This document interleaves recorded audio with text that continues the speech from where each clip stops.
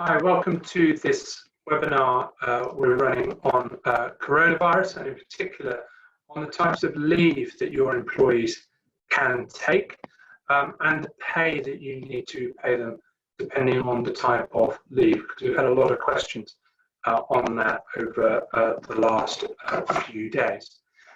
Let me get some slides up for you just to help illustrate the points. So first things first, we start with the very, very simple. Okay, if people are continuing to work, then they continue to get paid in the normal way. That doesn't matter whether they're working from home or working from the workplace. You pay them as you normally would. Now, of course, it is open to you to try and negotiate with the employees to reduce their salaries by, I don't know, 10, 20, 30%, whatever is appropriate, or to change their working hours and reduce their pay accordingly. But if they're working, then they should be paid as per normal. And similarly, those who are off sick, but off sick for a reason that is not related to coronavirus, then they should be paid either their contractual sick pay in the normal way, or they should be paid statutory sick pay, SSP, in the normal way. Of course, the first 3 days of normal SSP are waiting days, so are unpaid, and then after that, pay them at the relevant statutory sick pay rate. We then move on to the new types of leave and the new types of pay that HMRC have announced. And the first one is for those who have symptoms themselves, and you'll be aware that the current government guidance for anyone who has symptoms personally is that they must be isolating for 7 days, and they must then be paid statutory sick pay. But then that statutory sick pay is payable from day one. Obviously, if they have an entitlement to contractual sick pay, then that would sit on top of that as well. Similarly, for those who have a member of their household with symptoms, they've been instructed to self-isolate for 14 days. And again, you would pay them either their contractual sick pay, or you would pay them statutory sick pay, but again, from day one rather than from day 4. Now, the third area is a little bit more grey. We don't have full clarity on this yet. And these are the individuals who have been sent the high-risk letters from the government. So they have about 1.5 million people have received these letters, and they're effectively instructing those individuals to go off work and to self-isolate for 12 weeks. And the government has brought in this idea of shielding during that period. Now, it is not clear whether people who are shielding should be paid statutory sick pay or should be on zero pay.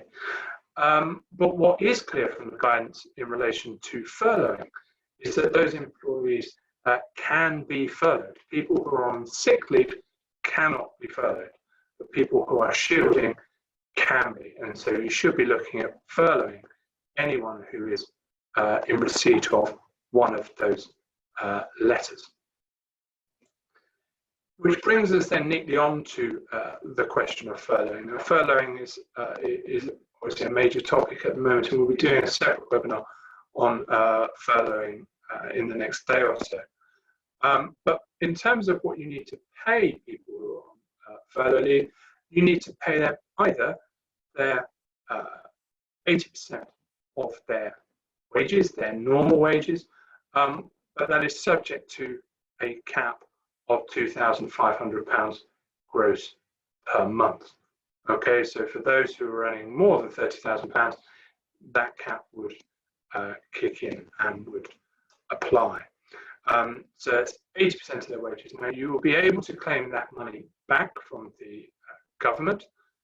We still don't have the full details of that scheme yet, how it will work. We're informed that it will be a web portal. You'll insert your details and the money will then be paid over to you, but we are still waiting for what that will look like and how that will be managed. Then there are the other types of leave.